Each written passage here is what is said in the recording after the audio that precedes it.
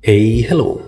Balik lagi di channel Spoiler Moon dan kita akan lanjutkan lagi kisah hidup Fang Yuan.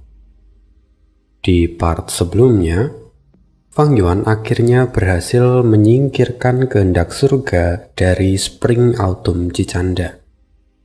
Lalu, dia juga telah membentuk klon jiwa pertamanya, yang kemudian ia tempatkan di tubuh zombie miliknya untuk menjalani kenaikan ke ranah immortal. Sekarang, klon Fang Yuan telah naik ke ranah immortal dengan jalur waktu dan Gu Vital Spring Autumn Cicanda. Ini adalah sebuah pencapaian besar bagi Fang Yuan. Lalu, kita akan sambung lagi kisah hidup Fang Yuan di part 292. Memiliki cloning memberikan keuntungan besar bagi Fang Yuan. Banyak urusan terutama pengelolaan apertur abadi bisa ia serahkan kepada cloningnya. Fang Yuan bisa mempercayai dirinya sendiri, yang artinya cloningnya pun jauh lebih bisa diandalkan dibandingkan anggota sekte bayangan. Bagaimanapun juga, mereka adalah satu orang. Pikiran dan kehendak mereka identik. Tidak akan ada konflik atau kesalahpahaman di antara mereka. Walaupun Fang Yuan harus mengeluarkan harga mahal untuk menciptakan cloning ini dan meningkatkannya ke ranah immortal. Tetapi itu tidak masalah, karena hasil yang ia peroleh juga setimpal. Selain itu, cloning Fang Yuan juga tetap dianggap sebagai iblis dari dunia lain, yang artinya cloning ini bisa ia gunakan sebagai senjata untuk melawan pengadilan surgawi. Hari-hari pun berlalu. Tubuh utama Fang Yuan kini beristirahat, sementara cloningnya fokus membersihkan sisa tanda Dao dari jalur kekuatan yang tertinggal di dalam tubuhnya. Dulu, Fang Yuan menjadi Gu Immortal dengan jalur kekuatan menggunakan apertur keduanya. Lalu setelah menjadi zombie abadi, apertur abadinya hancur. Tapi tanda Dao dari jalur kekuatannya masih menempel di tubuhnya. Nah, Fang Yuan memutuskan untuk menggunakan formasi pembersih diri untuk menghapus tanda Dao dari jalur kekuatan yang sudah tidak dibutuhkan lagi. Tubuh klon Fang Yuan memang tidak istimewa. Tanda Dao dari jalur yang berbeda itu bisa saling bertentangan. Dan setelah mempertimbangkannya dengan cermat, Fang Yuan memutuskan untuk menghapus seluruh tanda Dao dari jalur kekuatannya dan memfokuskan diri supaya klonnya hanya mengolah jalur waktu. Kini satu lagi checklist dalam daftar Fang Yuan telah ditambahkan. Memiliki klon memberikan banyak opsi untuk Fang Yuan. Salah satunya karena saat ini klonnya menggunakan Spring Autumn Cicanda sebagai Gu Vital. Hal ini punya peran penting dalam rencana Fang Yuan. Karena di masa depan dia pasti akan menyempurnakan Spring Autumn Cicanda ke peringkat 7 ataupun yang lebih tinggi. Selama Spring Autumn Cicanda digunakan sebagai Gu Vital, maka kalaupun terjadi kegagalan dalam penyempurnaan, Spring Autumn Cicanda tidak akan hancur. Inilah rencana Fang Yuan. Dan sekarang dia berhasil mencapainya satu tahap lebih maju.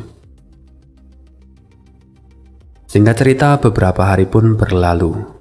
Saat ini, rambut keenam yang sebelumnya pingsan akhirnya membuka mata. Fang Yuan kini ada di sana dan bertanya, "Kamu sudah bangun?" Rambut keenam masih tampak lemah, tapi begitu dia melihat Fang Yuan, yang pertama ia tanyakan adalah, "Pemimpin sekte, apakah perbaikan yang kita lakukan berhasil?" Fang Yuan pun mengangguk, "Ya." Mendengar itu, rambut keenam tersenyum lega. "Baguslah. Berarti putaran kedua perbaikan Gu sudah selesai." Fang Yuan memberikan tugas pada rambut keenam. Ada 2 putaran. Yang pertama, Fang Yuan ingin rambut keenam melakukan perbaikan untuk gu pembersih jiwa, gu cinta diri, dan gu camilan. Ketiganya sudah selesai. Lalu pada putaran kedua, Fang Yuan meminta perbaikan pada Spring Autumn Cicanda, serta gu rahasia surgawi.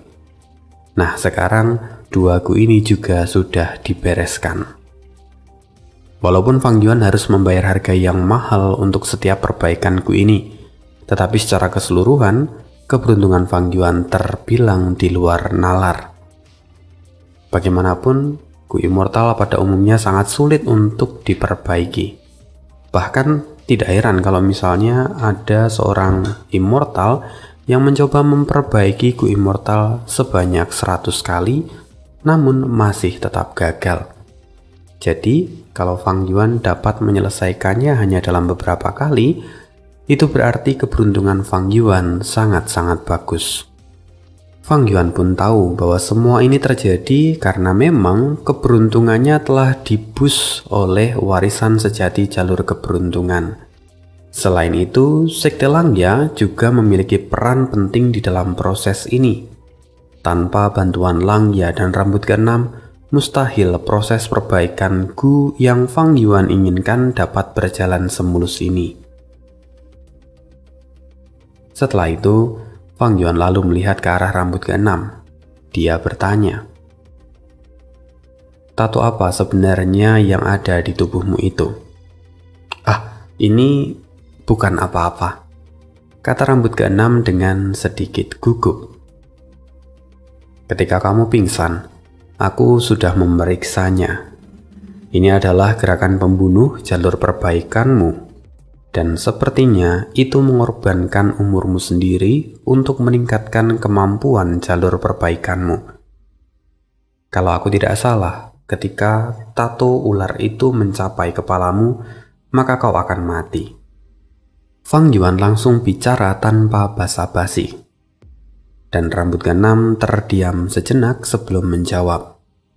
Pemimpin sekte sungguh luar biasa. Seperti yang Anda katakan, itulah kenyataannya.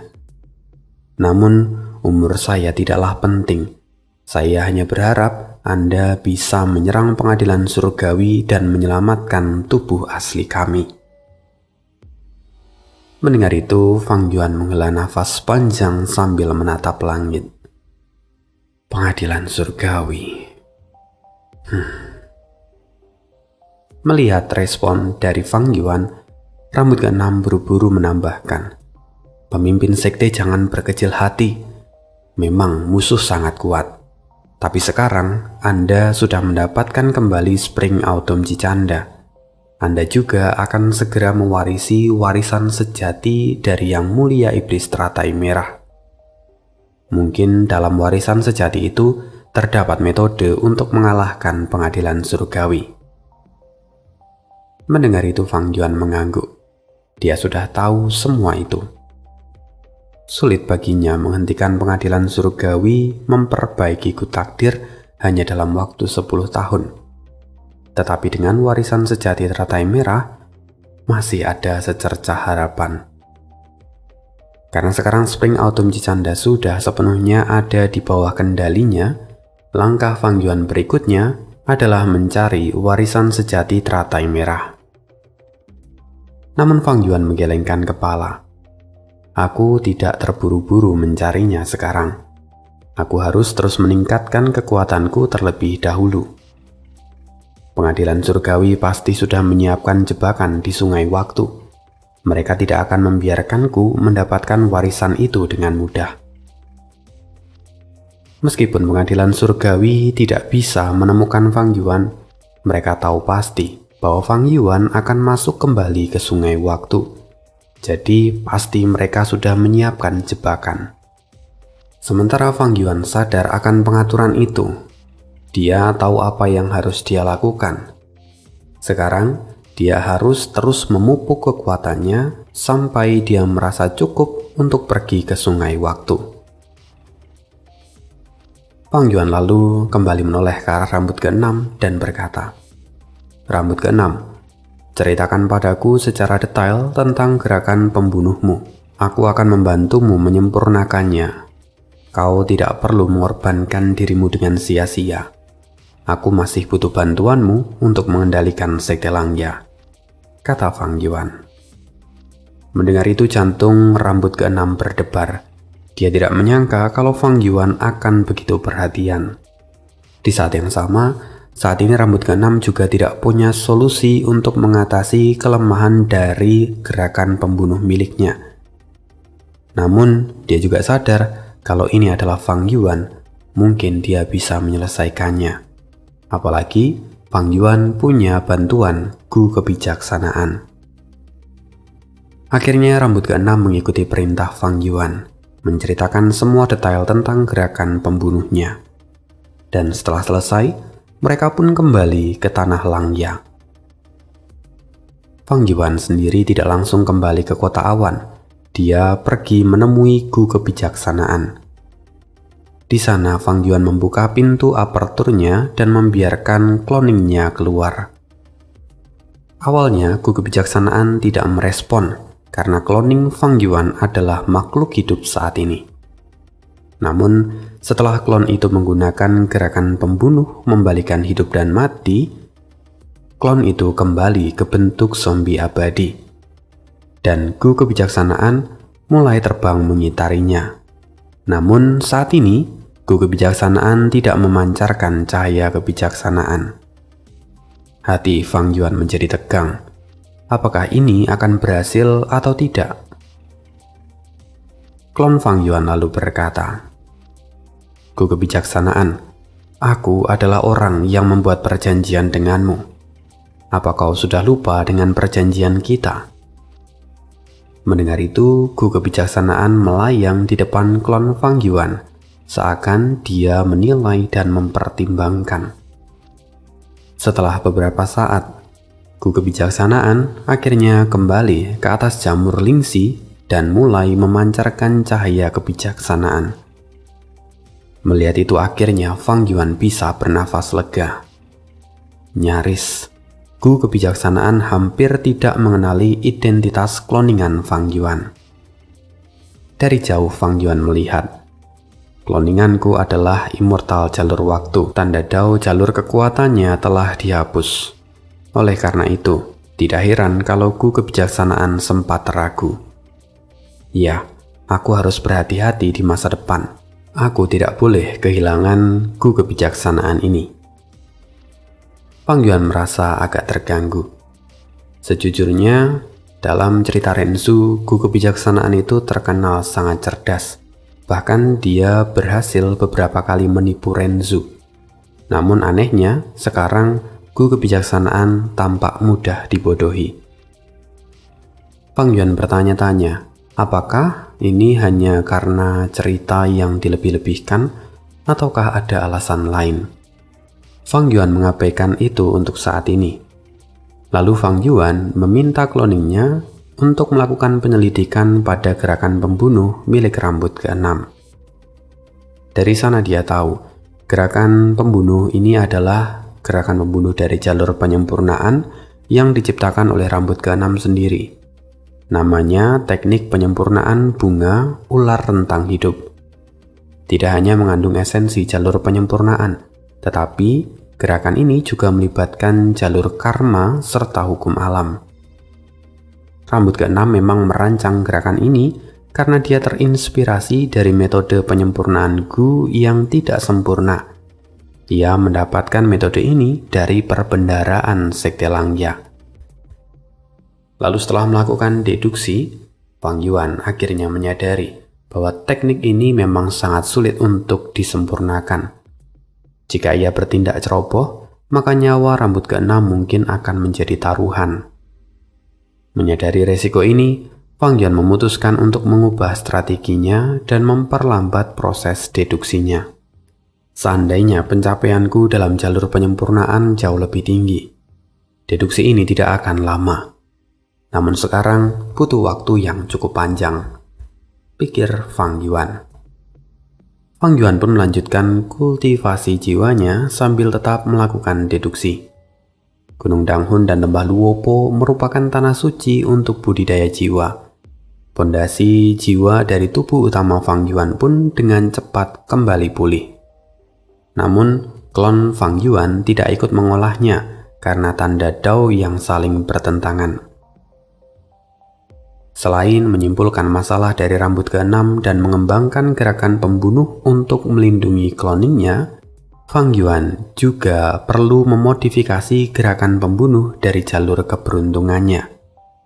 Gerakan pembunuh dari jalur kebijaksanaan, jalur pedang, dan jalur jiwa telah dioptimalkan sampai batas maksimum. Oleh karena itu, sekarang adalah giliran dari jalur keberuntungan. Fang Yuan sendiri menguasai banyak warisan sejati dari jalur keberuntungan. Di antara berbagai warisan itu, yang paling menonjol adalah keberuntungan diri dan keberuntungan semua makhluk hidup yang didapatkan dari warisan The Great Sun. Fang Yuan mengalokasikan banyak waktu untuk hal ini. Tetapi dia juga tidak melupakan latihannya.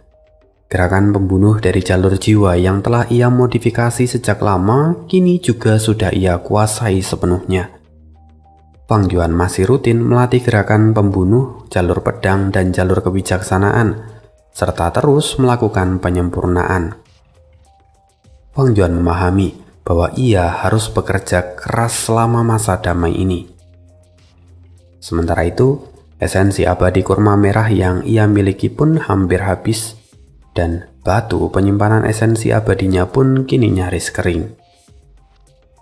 Berbeda dengan anggota sekte bayangan, di mana saat ini mereka mampu berkembang dengan baik. Memanfaatkan dataran Taikyu, mereka mampu mengumpulkan kembali sumber daya mereka dan mengisi kekurangan yang terjadi selama pelarian dari perbatasan selatan.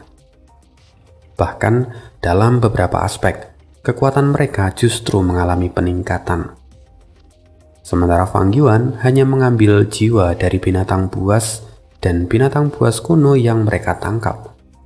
Sisa tubuh dari para binatang buas itu akan dijual oleh mereka dengan harga tinggi di toko kuning sebagai keuntungan pribadi.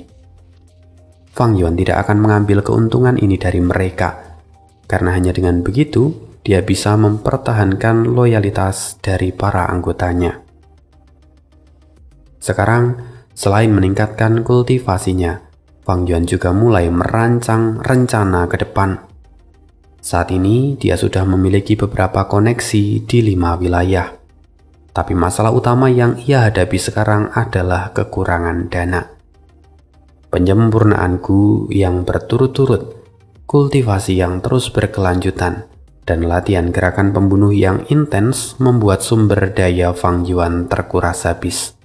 Meskipun ia sudah berhemat dan mengandalkan pemulihan alami dari esensi abadi kurma merah, tapi laju pengeluarannya terlalu cepat hingga membuat dia dalam kondisi defisit. Untuk masalah ini, Fang Yuan berencana kembali menjalankan bisnis ikan naga miliknya. Tapi belum lama ini, ia mendapati bahwa Yao Chan juga sudah mulai menjual ikan naga tembaga. Hal ini sempat membuat Fang Yuan terkejut. Berbeda dengan Gunyali, ikan naga adalah produk yang dapat dikembangkan dan dimodifikasi oleh orang lain. Dan oleh karena itu juga tidak heran kalau pihak lain mampu menjual ikan naga tembaga. Fang Yuan hanya terkejut bahwa Yao Chan ternyata mampu melakukannya dalam waktu yang relatif singkat. Fang Yuan tampak menghela nafas. Sekarang yang bisa ia lakukan hanya menunggu. Sekarang, akhirnya Fang Yuan mengambil langkah yang berani. Gerakan pembunuh, tahun berlalu seperti hari. Fang Yuan menggunakan gerakan pembunuh peninggalan dari Hei Fan.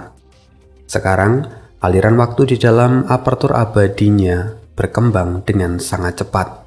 Padahal sebelumnya, kecepatan aliran waktu di dalam apertur abadi Fang Yuan itu sudah memiliki perbandingan 60:1.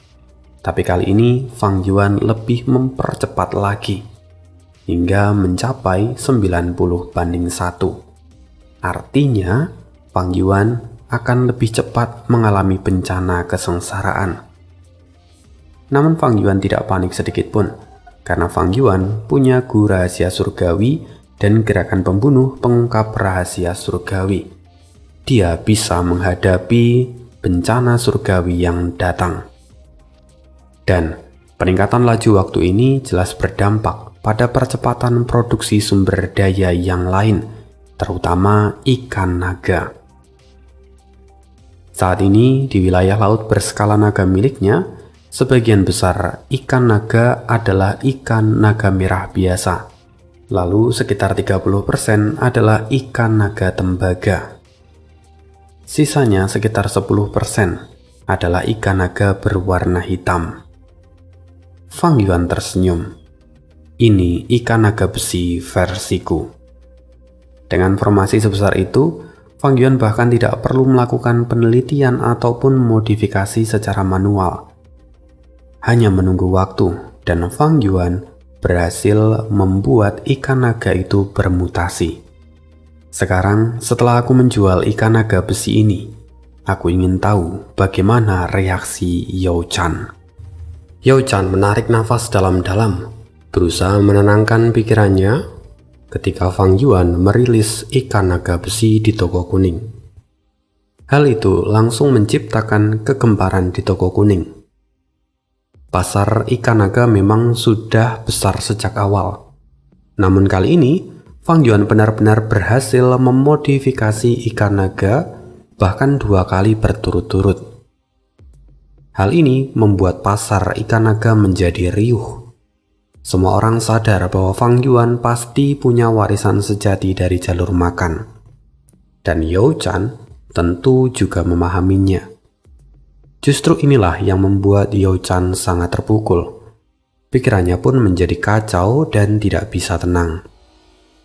Seekor ikan naga besi memang tidak berarti apapun, tetapi makna di baliknya itu seperti gunung besar yang menekan dirinya. Aku tidak boleh menyerah begitu saja. Tapi, memodifikasi ikan naga tembaga saja sudah menghabiskan semua sumber dayaku. Sementara orang ini, hanya dalam waktu singkat, dia sudah berhasil memodifikasi ikan naga yang baru. Sekarang apa yang harus kulakukan? Yao Chan sangat menyadari keterbatasannya. Ia tahu bahwa dirinya tidak mampu menghadapi Fang Yuan seorang diri. Segera, sesosok bayangan muncul dalam benaknya. Haruskah aku meminta bantuannya? Yao Chan pun tampak ragu. Pandangannya menjadi gelap. Beberapa hari berlalu, di wilayah Laut Bunga Putih. Di tepian wilayah laut itu, sang pemilik tempat ini tertawa terbahak-bahak dan tampak gembira. Yao Chan, akhirnya kau memikirkanku, kata Qin Bai He.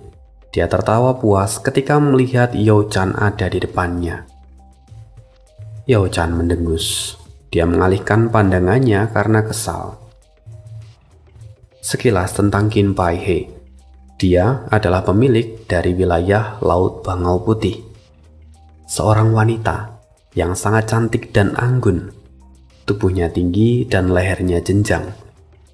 Ia adalah salah satu dari 6 keindahan Laut Timur. Sama seperti Yao Chan. Tapi berbeda dengan yang lain. Qin Bai He tidak tertarik pada laki-laki. Dia hanya menyukai wanita. Jujurannya agak pusing. Sedikit sharing. Jujur, di saat yang sama, Ane ngerjakan The Ultimate of All Ages dan di sana ada cerita tentang laki-laki yang suka dengan laki-laki, sementara di sini wanita suka dengan wanita. Kayak kebetulan yang terlalu luar biasa. Kita lanjutkan. Qin Bai He memiliki rumah Gu Immortal peringkat 6 yang dikenal dengan nama Istana Bai He. Sebuah tempat yang dihuni oleh banyak wanita yang menjadi haremnya. Qin Bai He melangkah maju dan menggenggam tangan Yao Chan dengan lembut. Begitu halus. Yao Chan, kau tahu aku sudah menginginkanmu sejak lama. Aku ingin kamu menjadi milikku. Mulai hari ini, kamu adalah permaisuri di istana Baiheku. Yo-chan berusaha menarik tangannya, tetapi Baihe menggenggam tangannya dengan erat. "Lepaskan!" ujar Yo-chan dengan dingin. Qin Baihe melepaskan tangan Yo-chan. Ia tahu bahwa Yo-chan sudah terikat dengannya, maka dia tidak akan bisa melarikan diri. Ia tidak perlu memaksa Yo-chan saat ini. Masih banyak waktu dan cara untuk perlahan-lahan menaklukkan Yo-chan. Setelah dilepaskan, Yo-chan mundur 2 langkah. Dia berkata, "Qin Baihe, jangan lupa apa yang sudah kau janjikan padaku." Mendengar itu, Qin Baihe tertawa kecil. Tentu saja, kita memang belum bisa menyelesaikan masalah ikan naga dalam waktu yang singkat. Namun, selama kita bekerja sama dengan sepenuh hati, kita pasti bisa mengatasinya. Orang yang berani menantangmu akan berakhir dalam waktu dekat. Yo-chan sudah mengenal Qin Baihe selama bertahun-tahun dan tahu betul pondasi yang dimiliki oleh Qin Baihe. Jadi sejak saat itu, Yo-chan tinggal di istana Baihe. Keduanya bekerja sama tanpa henti, siang dan malam, mencurahkan seluruh waktu dan tenaga mereka untuk meneliti dan menyelesaikan masalah ikan naga besi. Yo-chan tidak mau kalah. Bisnis ikan naga adalah sumber penghasilannya yang utama. Jika ia menyerah, maka perjalanan kultivasinya akan sangat terpengaruh. Lebih dari 10 hari kemudian, seekor ikan naga besi berhasil dibudidayakan di istana Baihe.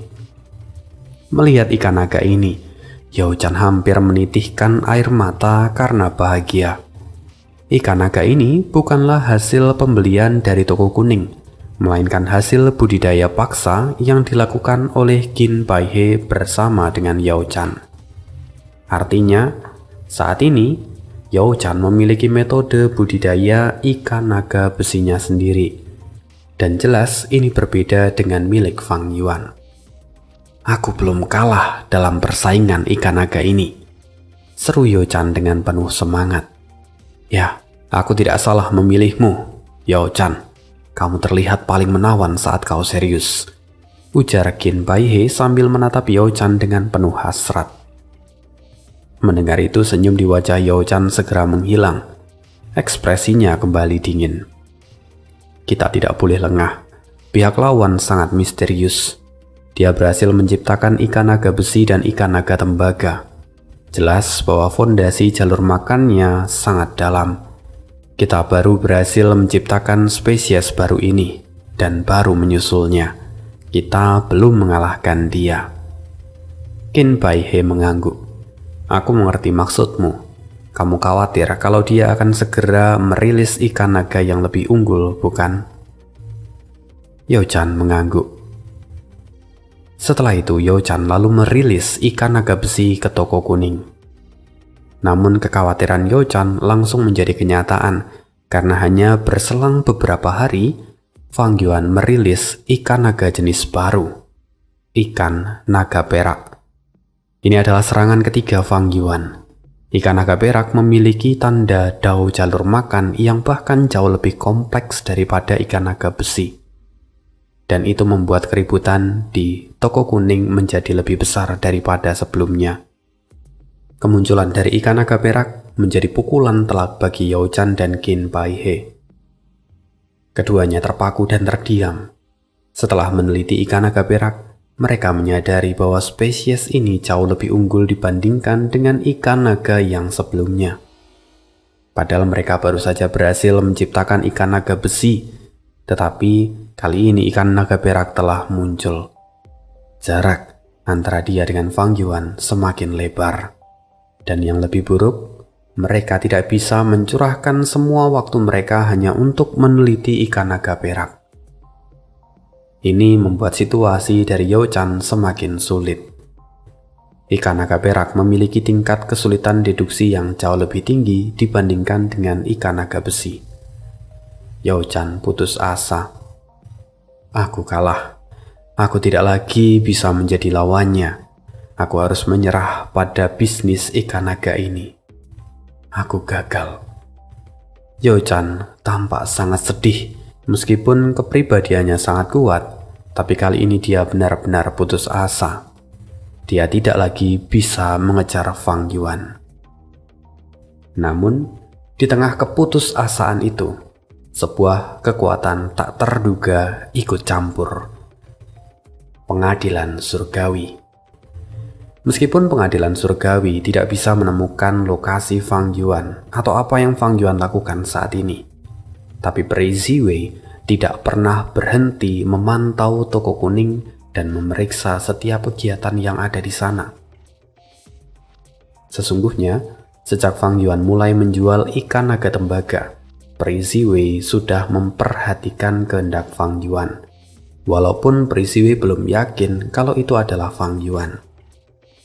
Lalu, ketika Fang Yuan mulai meluncurkan ikan naga besi dan ikan naga perak, Peri Ziwei semakin yakin dan memfokuskan perhatiannya ke sana. Meskipun ia tidak sepenuhnya yakin bahwa orang di balik penjualan spesies ikan naga yang baru ini adalah Fang Yuan, tetapi Peri Ziwei lebih memilih untuk berhati-hati daripada menyesal di kemudian hari. Bagaimanapun, Peri Ziwei tahu bahwa Sekte Bayangan punya warisan sejati dari jalur makanan. Maka wajar kalau Peri Ziwei menaruh kecurigaan. Ikan naga adalah produk khas dari jalur makanan. Spesies ikan naga hampir tidak pernah berubah selama bertahun-tahun, tapi orang ini mampu mengubahnya berkali-kali.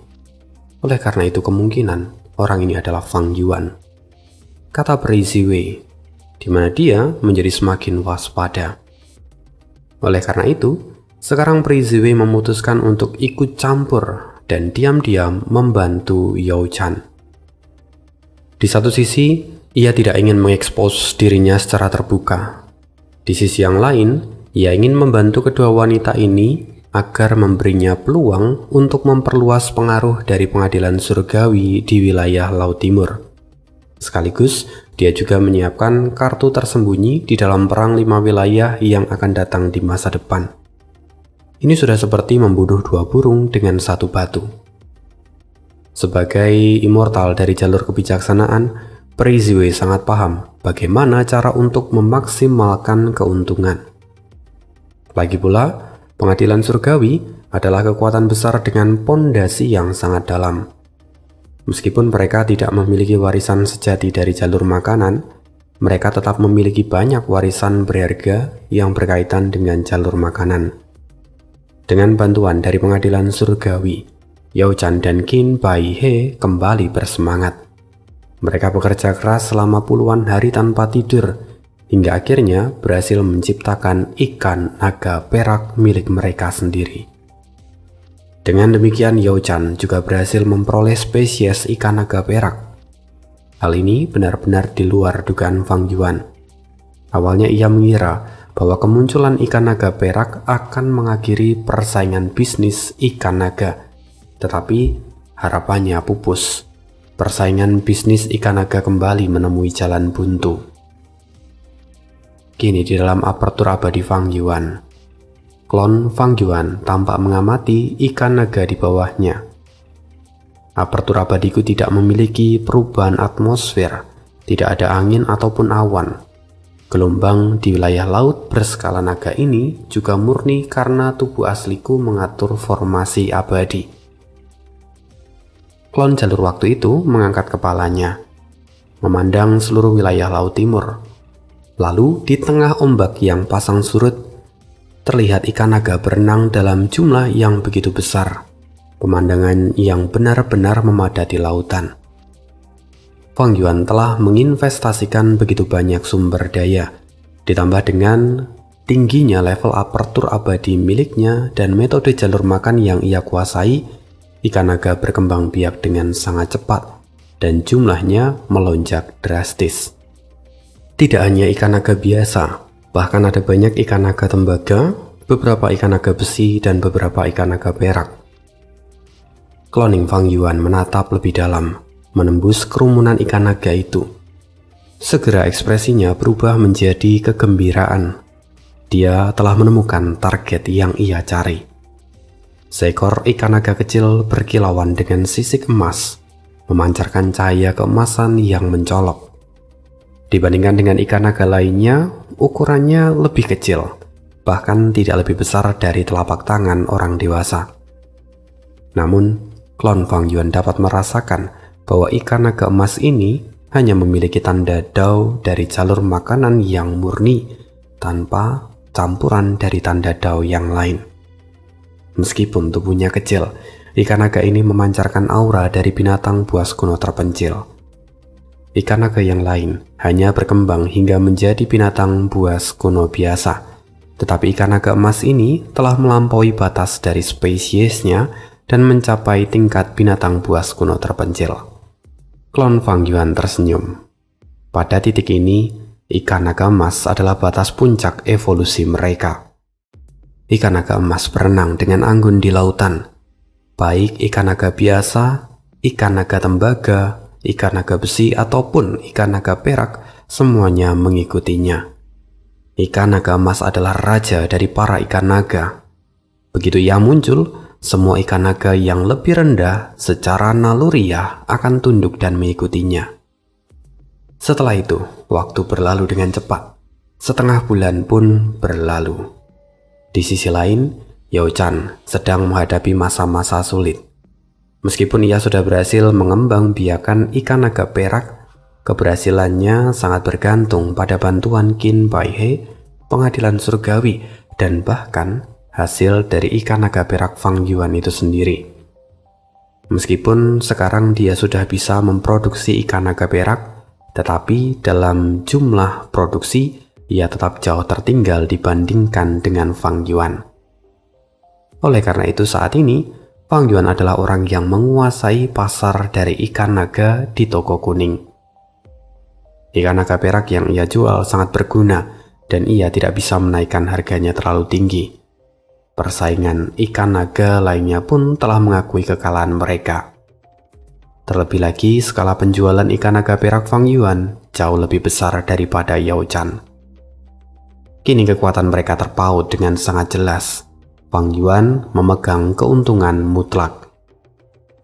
Namun Yao Chan tidak menyerah. Dia tetap bertahan dan terus berusaha melawan.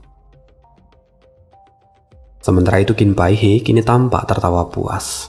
Akhirnya kita bisa melewati masa-masa sulit ini. Produksi ikan naga perak kita akan segera meningkat, katanya sambil memandang Yao Chan. Sementara Yao Chan sendiri tampak lelah, tetapi ada kebahagiaan terpancar dari matanya. Selama setengah bulan ini, ia telah bekerja keras bersama dengan Qin Bai He tanpa istirahat dan terus memanfaatkan temuan dari pengadilan surgawi. Tapi meski begitu, Yao Chan menghela nafas berat.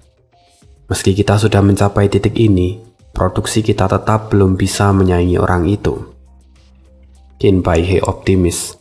Tenanglah, Chan Er. Kau tidak perlu khawatir. Selama kita bekerja sama, kita pasti bisa melewati ini. Ikan naga perak bukanlah gunyali. Cepat atau lambat, kita pasti bisa menyaingi orang itu. Namun Yao Chan menggelengkan kepala. Meski begitu, kita hanya bisa mengimbangi dia.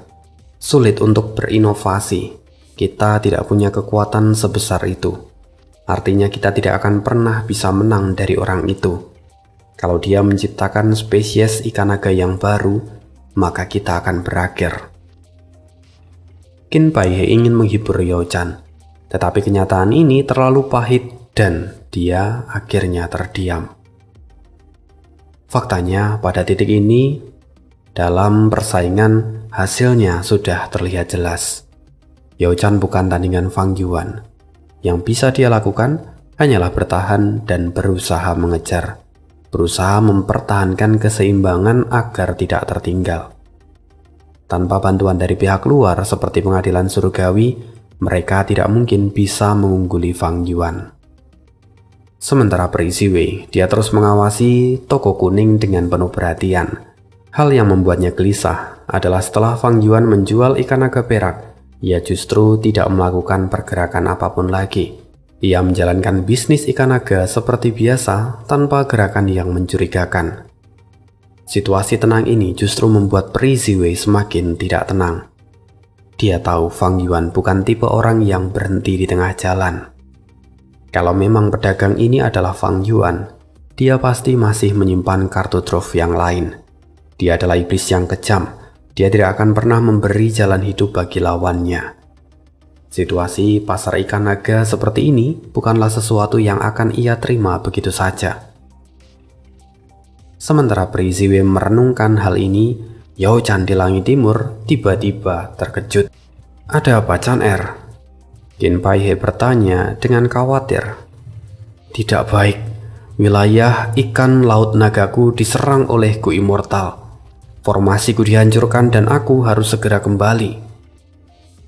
Meskipun sebagian besar ikan naga milik Yao Chan berada di dalam apertur abadinya, wilayah laut ikan naga adalah pondasi utama dari Yao Chan. Sebagian besar asetnya ada di sana. Jadi bagaimana mungkin ia akan membiarkan hal ini begitu saja? Qin Pai He pun segera menyadari betapa gawatnya situasi ini. Ia langsung menggenggam tangan Yao Chan dan berkata, "Tidak ada waktu. Aku akan ikut denganmu. Aku ingin lihat siapa yang berani bertindak semena-mena di wilayah kita." Setelah itu rumah Gu Immortal melesat seperti pelangi. Begitu mereka tiba di wilayah laut timur ikan naga, penyerang itu masih belum pergi. Formasi abadi milik Yao Chan sudah setengah hancur, dan Immortal itu masih sibuk memindahkan ikan naga ke dalam apertur abadinya. "Bajingan! Berani-beraninya kau!" Meskipun Yao Chan memiliki kepribadian yang tenang, ia benar-benar marah saat melihat ikan naga yang ia besarkan dengan susah payah dirampas di hadapannya. "Siapa kau? Berani-beraninya kau menyerang wilayah wanitaku. Hari ini akan kupastikan akan menjadi hari kematianmu," kata Qin Pai He. Dia berteriak dengan penuh amarah. Sementara Immortal misterius itu tidak menggunakan metode apapun. Ia hanya memanfaatkan seekor binatang buas kuno terpencil, warnanya emas. Tetapi semua ikan naga milik Yao Chan patuh dengan sukarela dan mengikutinya masuk ke dalam apertur abadi orang itu. Yao Chan mengamati lebih dekat dan semakin terkejut. Apa yang terjadi? Binatang buas kuno ini... Apa? Ikan naga emas? Jangan-jangan orang itu adalah lawanku di toko kuning. Tunggu, menurut informasi dari pengadilan surgawi, orang itu kemungkinan besar adalah Fang Yuan. Bagaimana dia bisa ada di sini? Yao Chan baru saja menyadari hal ini ketika Gu Immortal itu menutup apertur abadinya. Lalu perlahan, Immortal itu berbalik dan menatap mereka berdua. "Akhirnya kalian tiba. Usahaku menunggu kalian tidaklah sia-sia," kata orang itu dengan senyuman di wajahnya. Kemudian kata-kata berikutnya semakin mengejutkan mereka. "Aku, Fang Yuan. Ingat namaku baik-baik sebelum kalian mati." Begitu Fang Yuan selesai bicara, seluruh dunia di sekitar mereka tiba-tiba berubah. Medan perang abadi muncul dan menjebak Yao Chan dan Qin Pai He. Keduanya terkejut dan wajah mereka pucat. Fang Yuan, iblis ganas dengan kekuatan pertempuran peringkat 8. Kenapa dia ada di sini? Bukankah dia sedang bersembunyi karena dikejar oleh pengadilan surgawi? Kenapa dia berani muncul di sini? Kenapa dia berani keluar? Dan kenapa dia begitu sombong dan ganas? Bagaimana bisa dia menyerang wilayah Gu Immortal lain secara terang-terangan di siang bolong? Ada begitu banyak pertanyaan di kepala Yao Chan dan Qin Pai He. Dan berikutnya akan menjadi pertarungan antara Fang Yuan melawan Yao Chan dan Qin Pai He. Ini akan menjadi salah satu pertarungan yang paling brutal dari Fang Yuan. Lanjut, kita akan bahas lagi di part berikutnya. Sekian untuk kisah hidup Fang Yuan hari ini. See you again di next video dan bye.